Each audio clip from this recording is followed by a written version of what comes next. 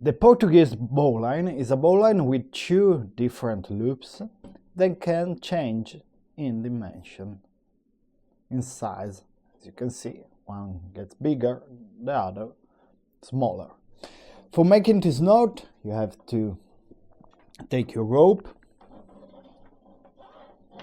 We put a little bit of rope because we need to make two loops.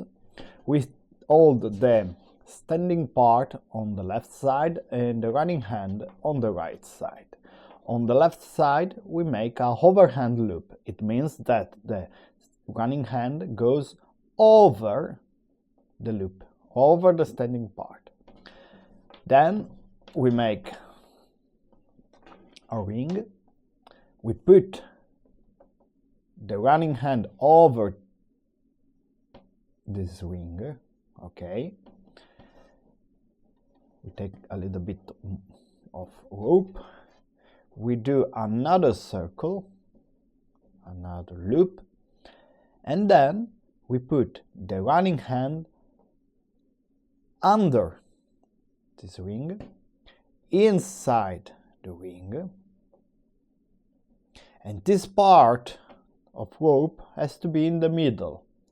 So we put the running hand over the overhand loop, we turn around under the standing part and inside the ring we pull the standing part and the running hand, and the knot is done. As you can see, the two loops are different now. One is bigger and the other is smaller.